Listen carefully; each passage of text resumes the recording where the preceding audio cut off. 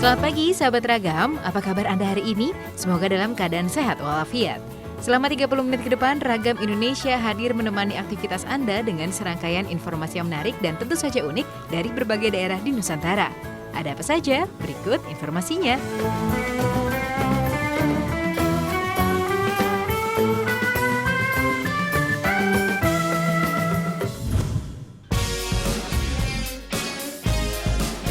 Sahabat, serangga adalah hewan yang memiliki tulang luar. Biasanya tubuhnya terbagi menjadi 3, kepala, toraks, dan abdomen.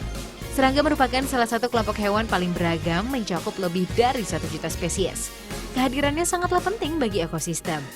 Selain itu, hewan yang biasanya memiliki tubuh kecil ini menyimpan kekuatan yang tidak terduga, bahkan bisa membahayakan manusia.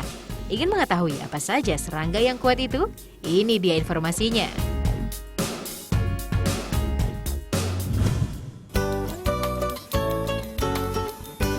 Yang pertama adalah kalajengking air. Mungkin bila kita melihatnya kita akan langsung bereaksi untuk memusnahkannya. Karena takut tersengat, serangga ini memang kurang disukai manusia karena memiliki sengat beracun di ekornya. Walau bentuk fisiknya unik, tapi tetap saja menakutkan dengan kulitnya terlihat keras dan mengkilap seperti logam. Serangga ini masih berkerabat dengan ketonggeng, laba-laba, tungau, dan caplak.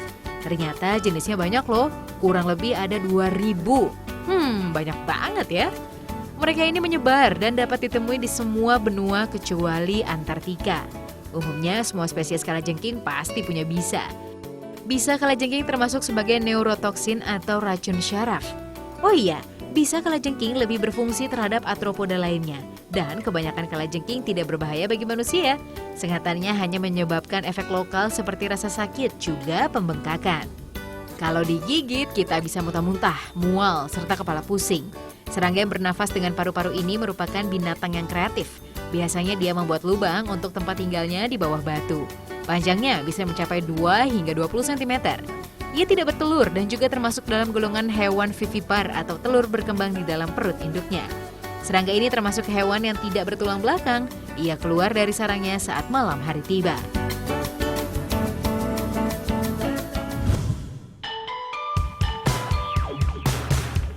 Serangga kuat lainnya adalah tarantula. Hewan ini biasanya bertempat tinggal di perbukitan dan dapat ditemui di lubang-lubang dalam tanah. Serangga ini termasuk jenis laba-laba. Dia jenis laba-laba yang berbahaya. Kebanyakan laba-laba akan membuat jaring untuk tempat tinggalnya. Nah, kalau serangga yang satu ini lebih nyaman berada di dalam lubang-lubang di dalam tanah. Sedangkan jaringnya dia gunakan hanya untuk melindungi tempat tinggalnya, serta melindungi anak-anaknya dari gangguan hewan-hewan lainnya. Serangga ini terbiasa tinggal di iklim yang tropis. Ia juga bisa menyantap serangga-serangga yang berukuran lebih kecil darinya. Ternyata dia punya chelicerae, yaitu taring yang mengandung racun dari kelenjar tubuhnya. Racun ini digunakan sebagai bentuk pertahanan tarantula sehingga musuhnya bisa dilumpuhkan. Kekuatan sengat serangga ini juga cukup memberikan efek kepada manusia. Jadi hati-hati ya sahabat Ragam. Selain taringnya yang menyemprotkan racun, taring ini digunakan untuk perlindungan diri dari musuh dan juga memangsa. Selain itu, kaki-kaki dan kepala tarantula juga sangat kuat. Ini karena di balik bulu-bulu tarantula memiliki lapisan yang sangat keras seperti pada lobster.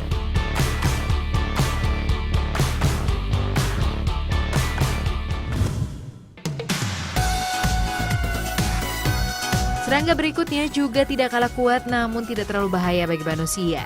Biasanya malah serangga ini dijadikan koleksi peliharaan.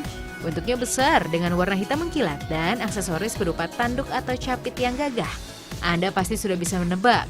Inilah kumbang tanduk. Kumbang tanduk atau dikenal juga dengan kumbang Gideon merupakan salah satu jenis kumbang terbesar di dunia. Kumbang ini termasuk jenis hewan nokturnal atau yang aktif di malam hari. Jantan dan betinanya sangat mudah dibedakan. Kumbang betina tidak memiliki tanduk, sedangkan kumbang jantan memiliki tanduk besar. Tanduk ini sering digunakan untuk menarik perhatian betina. Secara proporsional, kumbang tanduk adalah hewan terkuat di bumi. Mereka bisa mengangkat beban hingga 850 kali berat mereka sendiri. Karena penampilannya yang keren, bersih, dan tidak membutuhkan perawatan khusus, kumbang jenis ini banyak dipelihara sebagai koleksi. Untuk memelihara kumbang tanduk, sahabat Ragam tidak perlu bingung. Siapkan saja toples-toples seperti ini. Tapi ingat, untuk terlebih dahulu mengukur besar kumbang agar tidak terlalu sempit di dalam. Setelah itu, beri serbuk kayu ke dalamnya. Serbuk kayu ini berguna sebagai alas yang empuk dan nyaman, penghangat dari udara dingin, serta sebagai penyerap kelembapan. Dan yang paling penting, berpotongan tebu sebagai makanannya. Sahabat ragam, jenis kumbang tanduk ternyata bermacam-macam. Ada kumbang Dorcus bucephalus, kumbang tanduk Odontolabis, serta kumbang tanduk Astachoides. Masing-masing punya ciri khas yang berbeda, namun yang pasti semuanya tampak sangat gagah. Kumbang tanduk jantan juga sering terlibat perkelahian saat ingin memperebutkan betina dan teritori. Capit yang keras dan besar inilah yang digunakan untuk melawan. Bahkan capit betina yang kecil pun dapat melubangi pohon loh. Kumbang tanduk memiliki kaki-kaki yang sekuat tanduknya. Kaki-kaki ini digunakan untuk menempel pada dahan pohon saat mereka berjalan. Karenanya, hati-hati jika kumbang tanduk menempel kuat di tangan Anda. Jangan dipaksa lepas karena bisa melukai tangan. Lepaskan dengan perlahan agar kumbang dan tangan sama-sama aman.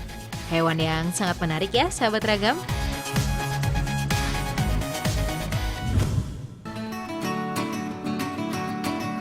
Sahabat, kami akan mengajak Anda untuk melihat-lihat informasi tempat wisata tersembunyi. Selain keberadaannya yang belum banyak diketahui orang, lokasinya pun cukup jauh. Penasaran apa saja tempat-tempatnya? Berikut informasinya.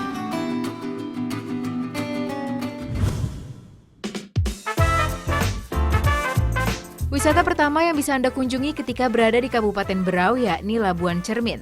Labuan Cermin atau juga dikenal dengan Danau Dua Rasa adalah danau yang memiliki cita rasa tawar pada bagian permukaan dan asin pada bagian dalamnya. Wisata alam ini dijamin dapat membuat mata Anda terpukau akan keindahan warna airnya. Nah, untuk mencicipi rasa asin pada danau ini, Anda harus menyelam sekitar 4 hingga 5 meter. Uniknya, Danau Dua Rasa ini airnya tidak saling bercampur. Danau ini terletak di Desa Labuan Kelambu, Kecamatan Biduk-Biduk, Kabupaten Berau. Untuk tiba di lokasi ini, Anda harus membutuhkan tenaga ekstra, karena perjalanan menggunakan kendaraan roda 4 akan memakan waktu sekitar 6 jam. Sedangkan menggunakan perjalanan laut menggunakan kapal cepat bisa memakan waktu sekitar 3 jam. Tidak berhenti sampai di situ. Anda pun harus melanjutkan perjalanan menggunakan kapal yang dikenal oleh masyarakat setempat dengan sebutan kapal klotok dengan biaya Rp100.000 untuk 1 kali perjalanan pulang pergi. Perjalanan menggunakan kapal klotok ini hanya sekitar 15 menit. Setelah itu mata Anda pun akan dibuat takjub oleh ciptaan Sang Ilahi. Sungguh mahakarya Tuhan yang sangat indah. Warna biru berpadu hijau mewarnai air di danau ini. Tak ketinggalan hijaunya warna dedaunan yang ada di sekitar danau ini pun menambah segar pemandangan. Nah, tertarik untuk berkunjung ke sini?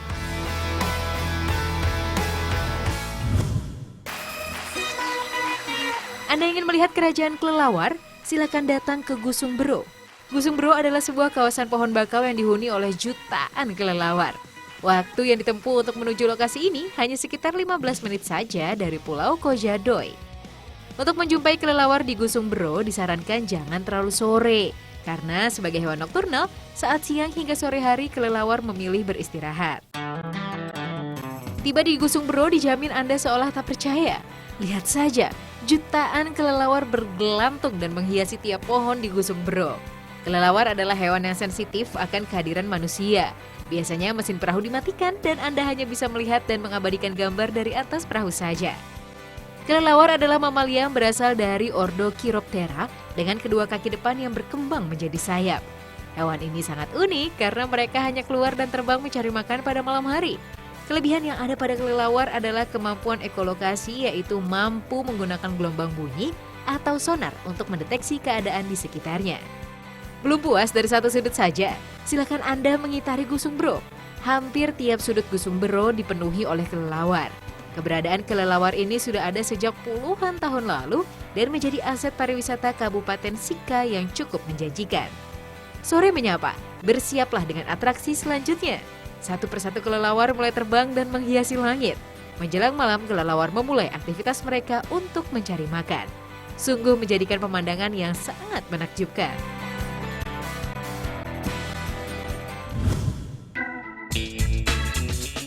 Objek wisata selanjutnya ada Pantai Air Belanda. Tidak jauh dari kawasan Pantai Ora di Pulau Seram, Maluku, Anda juga dapat menikmati keindahan nuansa alam yang ada di sini. Sekitar 15 menit dari kawasan perkampungan Saleman atau 10 menit dari Ora, Anda akan menemukan satu buah tempat wisata yang diberi nama Pantai Air Belanda. Dinamakan Air Belanda karena menurut cerita, yang pertama kali menemukan tempat ini adalah orang Belanda. Kawasan Pantai Air Belanda memiliki pasir yang sangat bersih. Selain itu, pantai ini masih sangat alami. Tak banyak wisatawan yang datang ke pantai ini. Jika pantai pada umumnya memiliki perairan yang tidak dingin dan cenderung hangat, berbeda dengan pantai air Belanda ini. Saat kaki masuk dalam perairan pantai ini, airnya sangat dingin. Hal ini karena tepat di bagian ujung pantai ini terdapat mata air yang diberi nama air Belanda. Mata air ini sangat jernih dan menyerupai sungai kecil. Mata air Belanda mengalir ke bawah dan menyatu dengan air laut. Mata air Belanda mengeluarkan air tawar. Konon katanya, orang Belanda pada masa itu sangat suka berendam di sini. Sensasi dingin mata air Belanda memang sulit untuk ditolak. Di tengah cuaca laut yang panas, terdapat tempat yang dingin. Tentu ini menjadi sesuatu yang begitu menarik untuk dicoba. Nah, sahabat Ragam, jadi tunggu apa lagi? Rasakan dan nikmati kesegaran pantai air Belanda yang jernih ini.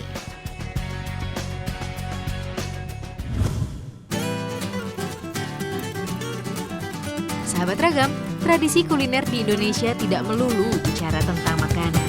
Negara kita juga punya banyak minuman khas dan unik yang menyegarkan badan. Di antara banyak jenis minuman yang ada, kopi menjadi salah satu yang tidak terpisahkan dari keseharian orang Indonesia. Banyak daerah yang menawarkan kekhasan kopi masing-masing. Khusus daerah Jogja, ada sejenis kopi yang harus dicoba. Kopi Jos namanya. Pecinta kopi atau bukan, Anda pasti akan dibuat terpana dengan sajian kopi satu ini. Bagaimana tidak, Kopi Jos yang hanya hadir pada malam hari ini mencampurkan arang ke dalam adukan kopinya. Sahabat Ragam, Kopi Jos hadir dalam warung angkringan yang juga menjadi kekhasan kuliner Jogja. Lokasinya ada di dekat Malioboro dan Stasiun Tugu. Karena mewah, sangat jauh dari tempat ini. Sebagai gantinya, suasana akrab dengan tikar sebagai alas yang akan menjamu setiap tamu. Tungku sederhana dengan bahan bakar arang tampak menyeduh air dalam teko. Air ini digunakan untuk menyeduh kopi dan gula. Setelah diaduk, penjual akan mengambil sepotong arang merah menyala dan mencelupkannya ke dalam kopi. Serta merta suara mendesis terdengar. Desisan ini terdengar di kuping pembelinya sebagai bunyi Jos. Karenanya, kopi ini dinamakan Kopi Jos. Menurut cerita, Kopi Jos telah dijajakan sejak tahun 60-an. Kopi ini dipercaya berkhasiat menghilangkan penyakit seperti kembung, mules, dan gejala sakit perut. Harga segelas Kopi Jos hanya sekitar Rp10.000 saja. Rasa khasnya yang panas dijamin akan menghangatkan malam Anda.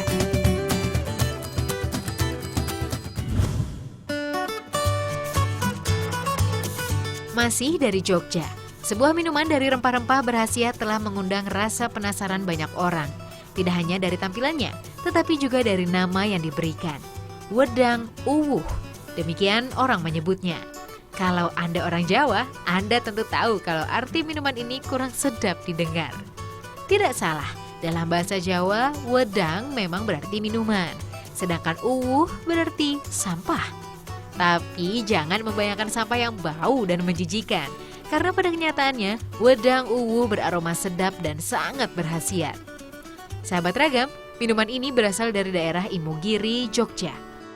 Awalnya minuman ini memang memanfaatkan jatuhan daun dan ranting dari pohon cengkeh dan rempah-rempah yang banyak tumbuh di sini.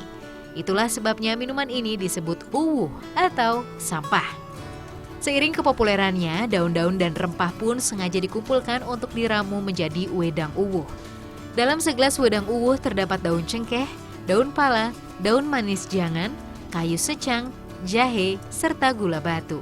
Semuanya diseduh dalam air panas dan diaduk sampai mengeluarkan warna merah dan aroma rempah yang khas. Menyeruputnya kala cuaca dingin tentu semakin menambah nikmat minuman tradisional ini. Soal khasiat juga tidak main-main. Keluhan seperti batuk, capek, masuk angin, pegal, dan kembung berangsur hilang setelah minum wedang uwuh. Harga wedang uwuh cukup murah. Biasanya segelas tidak lebih dari Rp3.000. Kalau ingin membawanya sebagai oleh-oleh, Anda juga bisa membeli bahan-bahannya yang sudah dikemas plastik pas untuk satu gelas. Jangan sampai Anda tidak mencobanya.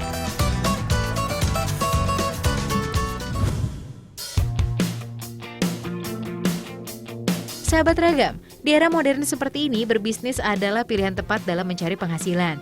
Namun dibutuhkan kreativitas tinggi agar dapat bertahan di kerasnya dunia bisnis seperti beberapa kreasi unik berbahan kayu ini. Dengan kreativitas tinggi, miniatur-miniatur ini dapat dijadikan berbagai kreasi unik yang bernilai jual tinggi dan dapat membuka lapangan pekerjaan baru tentunya. Ingin tahu apa saja? Ini dia informasinya.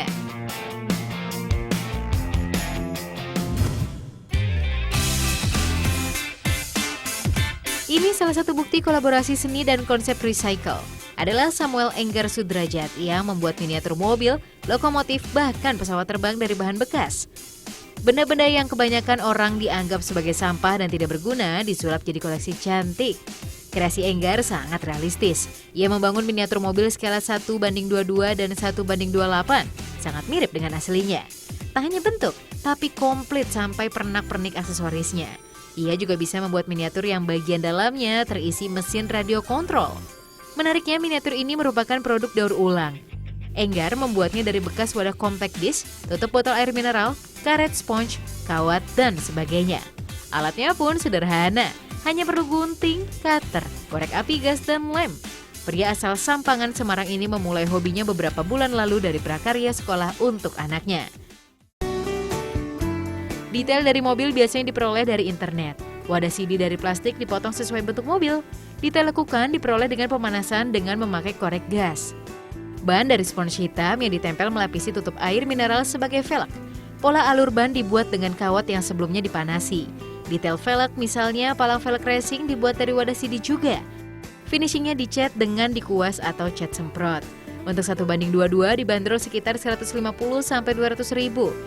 Bila lengkap dengan mesin RC elektrik, harganya berkisar 300 ribu. Saat ini Enggar belum berencana memproduksi dalam skala besar. Pelanggannya dari SMK yang tertarik untuk kerja praktek di rumahnya sampai kolektor individu. Barang bekas di tangan yang kreatif bisa jadi koleksi berharga.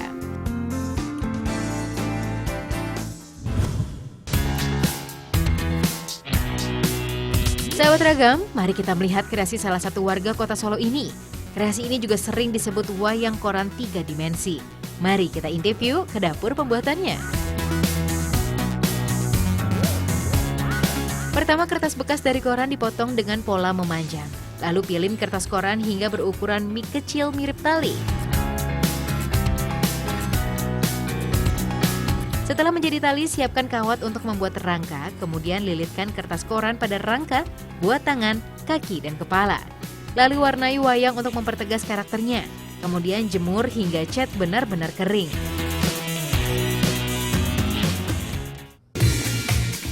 Wayang 3 dimensi ini sudah hampir selesai. Tinggal tambahkan beberapa hiasan dari kertas juga. Jangan lupa pasang etalase atau tatakan bawahnya agar terlihat unik. Dalam sebulan, Pak Gatot warga Solo ini bisa membuat hingga 600 jenis wayang koran. Pembelinya tidak hanya dari kota Solo saja, namun juga dari kota-kota besar di Indonesia. Bahkan tak jarang pesanan dari mancanegara. Harganya mulai dari puluhan ribu hingga jutaan rupiah. Ada Gatot Kaca, Semar, Petruk, dan banyak lagi karakter pewayangan yang dibuat.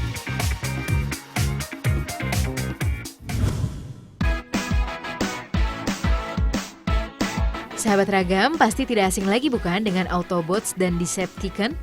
Aksi Optimus Prime melawan Megatron tentu sangat memukau. Nah, ini dia miniatur Transformers yang terlahir dari tangan Pak Indaryanto di Semarang, Jawa Tengah. Ada Optimus Prime, Megatron, dan Bumblebee juga. Semua ini terbuat dari limbah logam yang sudah tak terpakai. Limbah logam yang biasa digunakan adalah klem, kepala gesper, kancing celana jeans, dan aksesoris tas. Semua bahan dapat mudah ditemukan di para pengepul barang bekas. Bongkar limbah logam menjadi bagian-bagian kecil agar mudah dirangkai nantinya. Mulai dari membuat kaki dengan menggunakan aksesoris tas, untuk menempelkan logam gunakan kawat timah. Cairan timah akan menempelkan logam sangat kuat. Pak Indaryanto membuat miniatur Transformers dari limbah logam ini. Sudah sejak Mei 2013 dan warga Semarang inilah satu-satunya di Indonesia. Sekarang membuat kepala. Bagian ini terbuat dari aksesoris tas dan magnet kancing tas. Butuh ketelitian saat mengerjakan detail. Pak Indaryanto dapat mengerjakan miniatur Transformers setinggi 10 cm ini sebanyak 4 miniatur. Gabungkan bagian kaki, kepala, dan tangan. Terakhir, aksesoris sepatu, pelindung tangan, dan senjata. Untuk senjatanya menggunakan limbah klem, gunting klem, dan bentuk menyerupai senjata. Bisa juga dibuat sayap dengan menggunakan klem. Terakhir, pasang mata dari sisa lampu hias. Untuk pewarnaan, gunakan cat duko untuk lebih awet. Selain menjadi hiasan, miniatur Transformers ini bisa juga menjadi lampu darurat ataupun lampu hias loh. Harga lampu Transformers yang setinggi 40 cm ini dihargai Rp1.000.000 dan yang setinggi 10 cm dihargai Rp100.000. Tak jarang pesanan datang dari Belanda, Australia, dan Republik Cina. Mantap banget ya!